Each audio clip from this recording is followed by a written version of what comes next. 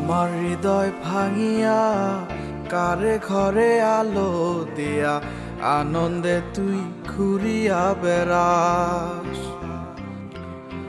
কেমনে হয় রে এত পাষাণ আমার মতো মানুষ রে তুই ধোকা দিয়া গেলি 12 মাস।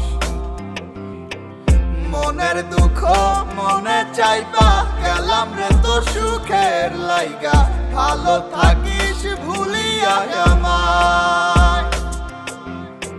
কেউ জানে না মনে কত সুখে সুখে লইছি ক্ষত, সময় নেই আর জানাইলাম বিদায়।